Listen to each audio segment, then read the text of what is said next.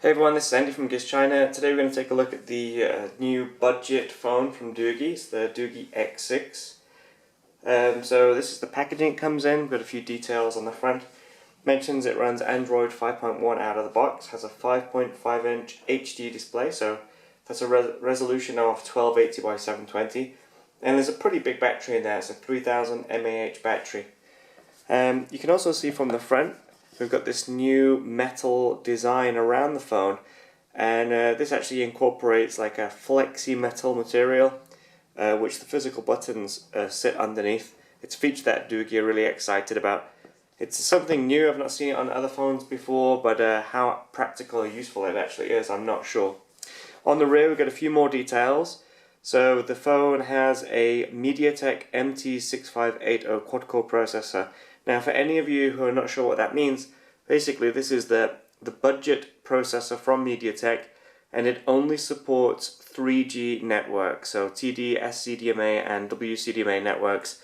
It will not work on FDD, LTE or any other 4G network. So this is only for budget shoppers, or for anyone out there who there is no LTE network available to you.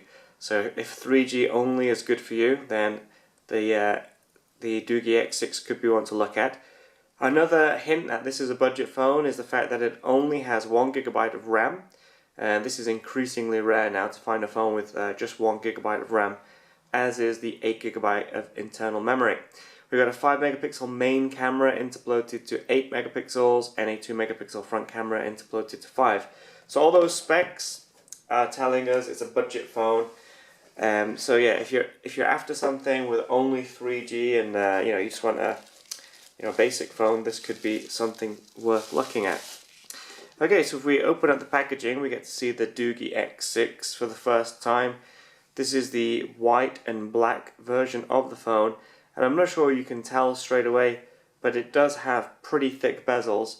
As you can see, we've got this black bezel, but also we've got this little bit of a white border around the edge which wraps around to the back, and that actually adds to the bezel thickness too. So we've got this 5.5 inch display, but then from the edge of the display to the edge of the phone we're looking at nearly, it's going to be like 4 millimeters.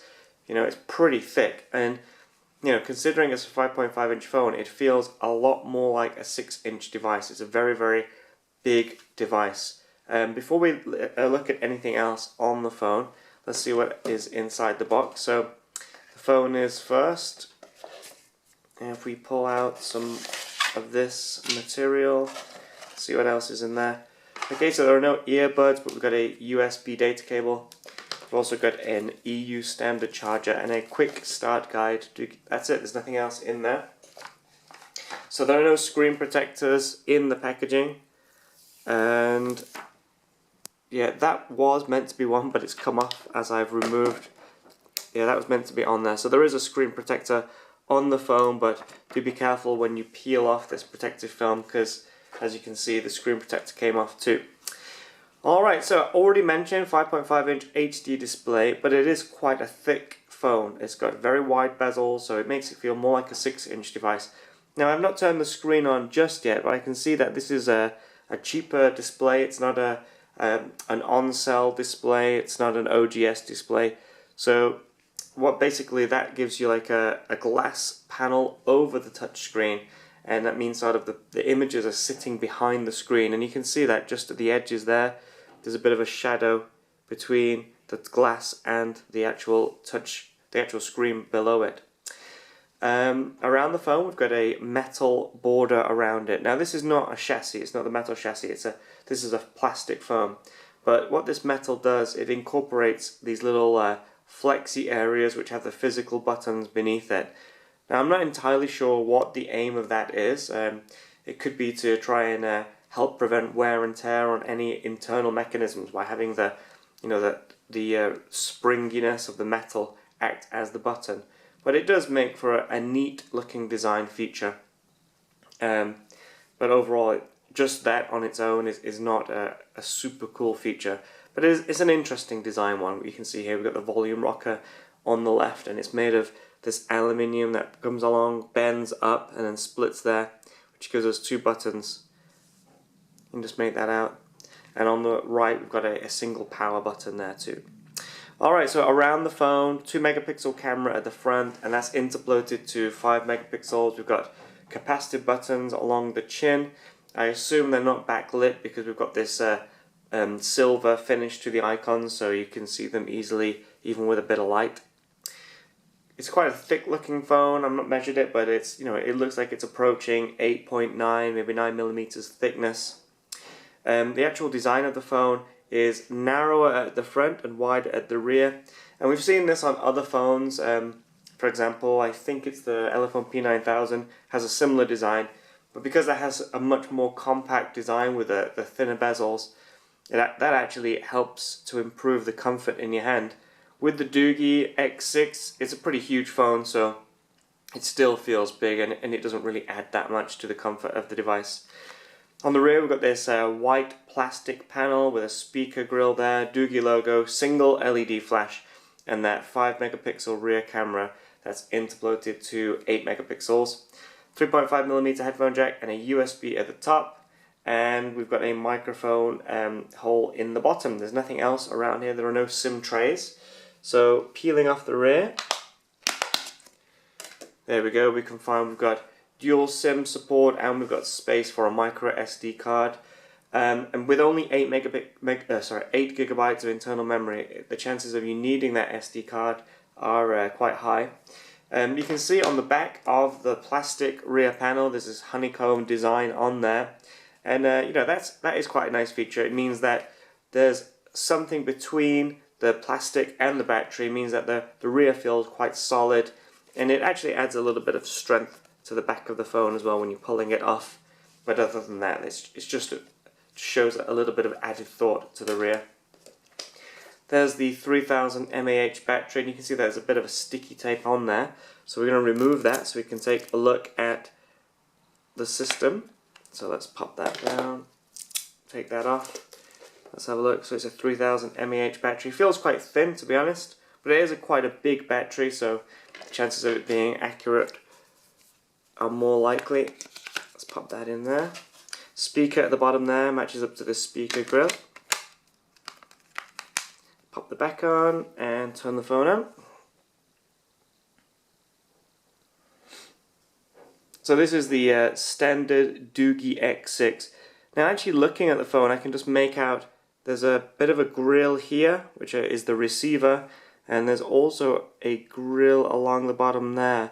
I'm not sure whether that is you know, for the microphone, or whether these can also work as dual front speakers. So that would be interesting to find out. Okay, so once the phone is on, we've got a Android 5.1 operating system, which has got Doogee's own icon pack on here. You can see it looks a little bit different from a standard Android installation. If you go into the settings, you can see that even the menu area has been changed a little bit. We've got this different black background. You can see we're running Android 5.1. If we have a look in the settings, you can see if there's anything interesting in here. We've got breathing light, gesture control. Let's have a look at this. So the only option we've got for the pulsing light, the notification light, is on or off. I assume it's only a white color. We've got gesture control, so let's have a look at this. Gestures to wake. So yeah, we've got double click to wake, circle to open up, C to open up a camera, left and right for going through your music. Smart motion, so I guess this is like turn it over to silence the phone and things like that. Finger gesture, so 2 fingers change the wallpaper. Okay, so it is a feature. It's a feature. All right, let's see what else we've got. So we've got the Google Play Store built in here. We've got an app drawer where all our apps are held. So it's not a stock Android installation. It's a custom Doogee install. Got all your Google services in there. Let's take a look at this 5 megapixel rear camera. Now I'm not expecting anything from this at all. It snaps and takes the photos, you know, as fast as you can expect, really. There are no real features in here. There's a voice control feature which you might want to use, but other than that, all your basic features from an Android camera are all there, nothing else. So overall, it's a basic phone. I'm gonna have to guess how much it is. I think it's around $70 off the top of my head. And at that price, I suppose it's okay. I do believe there is another version of this phone coming out which looks like it has slightly better specifications and LTE, so that might be worth looking out for. Build-wise, it does feel pretty good. If it is around $50 or so, it could be a pretty good starter phone, something that you could give to the kids, not really worry about it. And with 3G being a bit cheaper now, you don't have to worry about them racking up a really expensive phone bill. If you're in a place where only 3G is available and you just want something that seems pretty well made and has a good sized screen and a decent battery for not much money, the Doogee is one to look at, that's for sure. There are also other phones from Yumi and Qbot and a few other companies as well. Anyway, so that's the Doogee X6 unboxing and hands-on. If you have any questions about this phone, please feel free to let me know in the comments below. And yeah, thanks for your time. See you all soon. Bye-bye.